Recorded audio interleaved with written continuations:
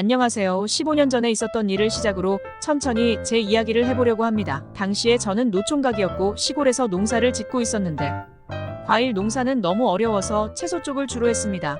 제가 주로 농사를 짓던 건 대추였는데 배추 가격이 지금처럼 비싸지 않아서 그때 당시만 하더라도 그렇게 큰 돈을 벌 수는 없었습니다. 그래도 땅이 넓어서 나름대로 먹고 살만한 수준으로는 농사가 잘 됐던 것 같아요. 가지고 있는 땅이 워낙에 넓은 편이다 보니 이 모든 걸 혼자 하기가 당시에는 상당히 벅찼습니다. 그래서 안 되겠다 싶어서 마을 사람들에게 서로 품앗이를 하며 부탁을 하려고 했는데 마을 사람들조차도 서로 자신의 농사일이 바쁜 터라 그마저도 어려운 상황이었죠.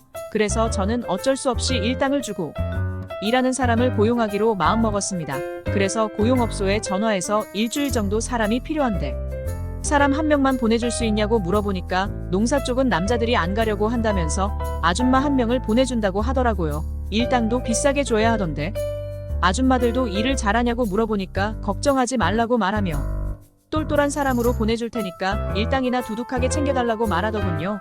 그래서 그날 바로 수확을 도와주러 아줌마 한 명이 왔고 그 아줌마는 오자마자 통통하게 익은 배추들을 보면서 배추들이 정말 탱탱하게 잘 익었다면서 속이 꽉 차서 맛있을 것 같다는 말을 하더라고요.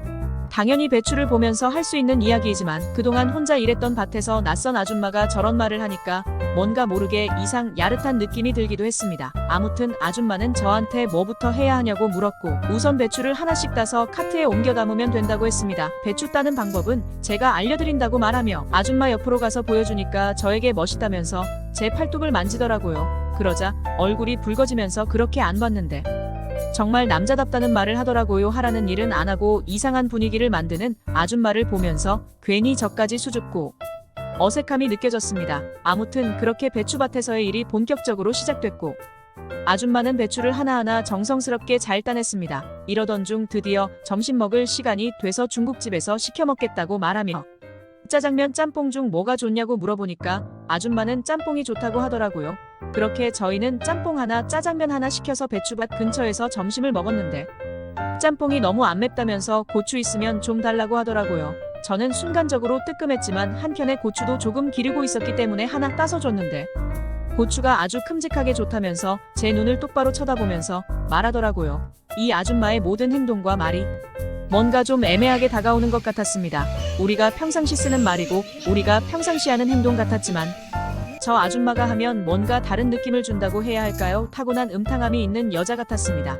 그러다 보니 괜히 별것도 아닌 것 가지고 이상하게 느끼기도 하고 기분이 야릇해지면서 어떨 때는 긴장돼서 땀까지 흘릴 정도였습니다. 그렇게 점심을 먹고 다시 일을 시작했는데 뜬금없이 아줌마가 저에게 휴대폰으로 드라마를 볼 수 없냐고 물어보더라고요.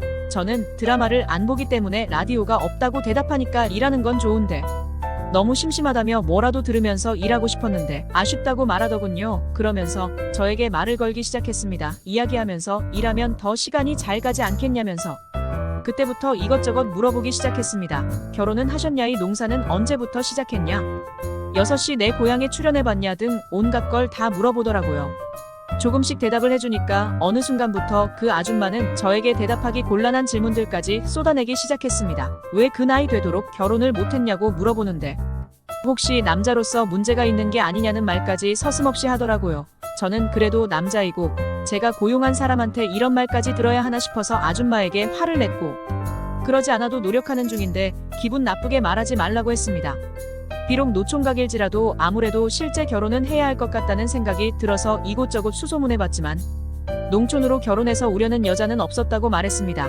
아줌마는 저에게 요즘 여자들은 대부분 그렇다고 하지만 자기는 농촌으로 시집 오는 것도 나쁘지 않다고 생각한다며 자기도 농촌에 시집 왔지만 결혼에 실패하여 지금은 혼자라고 말하더군요. 그러면서 아줌마는 그런 외국인 아내랑 결혼할 생각은 안 해봤냐고 하며 요새 그게 대세라고 하더라고요. 지금은 국제결혼이 조금 시들해지긴 했지만 그때 당시만 하더라도 국제결혼이 정말 유행이었습니다. 많은 농촌 남자들이 외국인 아내를 맞는다고 말하길래 나는 아줌마에게 그러지 않아도 나도 외국인 아내라도 맞이해볼까 해서 국제결혼에서 주관하는 베트남으로 잠시 떠난 적이 있었다고 말했습니다. 그곳에 가서 정말 마음에 맞는 베트남 여자라도 만나서 결혼을 해야겠다고 생각했는데 제가 점 찍어놓은 베트남 여자를 같이 갔던 연마을 노총각이 뺏어가듯 했다고 말하니 아줌마는 나에게 참 답답하다면서 용감한 자가 미인을 얻는 거 모르냐며 그때는 먼저 더 적극적으로 다가갔어야 한다고 말하는 겁니다. 그래서 저는 솔직히 여자들은 너무나 어려운 존재라고 말하며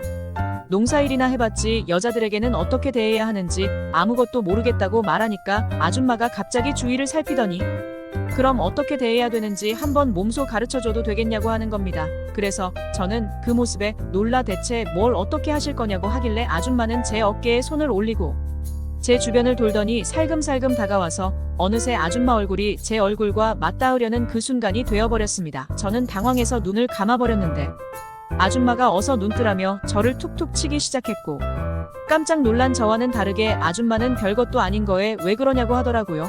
여자를 안 만나본 티가 난다면서 이렇게 숙맥처럼 행동하면 여자들이 싫어한다는 조언을 해주더라고요. 그리고는 이내 아줌마가 자기는 어떠냐면서 이렇게 봐도 그쪽이랑 10살 정도밖에 차이 안 날 것 같다면서 자기는 충분히 저한테 시집와도 잘할 자신 있다고 하는데 저도 한참을 고민하게 되더라고요. 이걸 고민하는 제 모습을 보면서 스스로 자존심도 상하고 너무나도 짜증났습니다. 갑작스레 저한테 시집을 오겠다는 그녀의 말에 모든 게 다 빠르게 힘을 합치는 느낌이 들었거든요. 저는 그런 아줌마의 질문에 아무런 말도 제대로 하지 못했고 어느덧 오늘 일은 거의 마무리가 됐습니다. 아줌마는 저에게 내일은 다른 아줌마가 올 수도 있다고 말하며 일당을 받아갔고 저는 집에 와서 자꾸만 그 아줌마 얼굴이 아른거리더군요. 그리고 왠지 모르게 다음 날도 그 아줌마가 왔으면 좋겠다고 생각을 했죠. 그리고 드디어 다음 날이 되었고 저는 어제 왔던 아줌마를 기다리고 있었는데 오늘은 그 아줌마가 아닌 다른 아줌마가 왔습니다. 이 아줌마는 정말 말없이 일만 열심히 하다가 갔고 다른 아줌마들도 그렇게 기억에 남는 분이 없었습니다. 그렇게 거의 일주일이라는 시간이 흘렀고 드디어 마지막 날이 됐습니다. 오늘은 정말 처음에 왔던 그 아줌마가 다시 오기만을 바랐는데 하늘이 제 기도를 들어주셨던 건지 정말 그 아줌마가 다시 나타났습니다. 그러면서 나에게 잘 있었느냐고 말하며 우리는 신나게 농사일을 해나갔습니다. 곰곰이 생각해보니 저도 저 아줌마가 마음에 들었고 마지막 날이니까 기념이라고 제가 술도 한잔하자고 제안을 했습니다. 왜 그런 생각이 들었는지 모르겠지만 진짜 이 아줌마랑 평생 이렇게 일해도 재미있겠다는 생각이 들었어요. 일을 마무리하고는 저희 집 평상에 앉아서 그 아줌마와 함께 술을 마시게 되었고 술을 먹고 많이 취했는지 한방에 들어가서 부부처럼 같이 자게 됐습니다. 이른 아침에 저희 집에 놀러온 옆집 부부가 저의 잠을 깨우더니 같이 한방에서 자고 있던 아줌마도 부스스한 상태로 따라 나온 것이었습니다. 그러면서 도대체 이른 아침부터 누구냐고 하길래 저는 너무나 당황스러워 아무 말도 못하고 있으니 쥐도 새도 모르게 장가간 거 아니냐면서 그것도 아니면 숨겨둔 마누라가 있었냐고 말하는 겁니다. 저는 옆집 부부에게 그런 게 아니라고 해명했지만 그 나이 될 때까지 결혼 안 하고 산 이유가 이거냐고 말하더라고요. 저는 도대체 무슨 소리를 하냐면서 그런 거 아니라고 끝까지 오해라고 했지만 아니긴 뭐가 아니냐며 우리 마을 신문에 대문자로 나올 만한 이야기라고 하면서 참으로 놀랐다고 하고는 돌아갔습니다.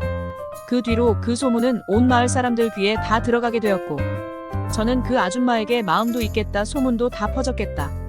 그리하여 그 아줌마랑 미래를 약속하게 되는 지경까지 이르게 됐죠. 사실 잘 맞았거든요. 우리는 연상연하 커플이지만 일을 할 때도 손발이 잘 맞고 밤에도 잘 맞았습니다. 얼마나 잘 맞았냐면 대추밭에서 일을 하다가도 서로 마음만 맞으면 바로 사랑을 하기도 합니다. 이 얘기가 벌써 15년 전 이야기이고 우리 부부에게 태어난 첫째 아이가 벌써 중학생이 됐으니까 세상 돌아가는 것 참 빠르다고 생각합니다. 그리고 이렇게 배추 농사를 지으면서 평생 혼자 살 것만 같았고 그리고 내 짝은 없을 것 같아서 멀리 베트남까지 떠났던 적도 있었지만 역시나 옛말 그대로 집신도 짝이 있다고 하더니만 저에게도 짝은 있었고 그 짝은 마치 저에게 눈처럼 다가오더라고요. 비록 나이 차이는 좀 나지만 그래도 워낙에 성격도 좋고 착해서 나이는 숫자에 불과하다는 생각이 많이 나고요.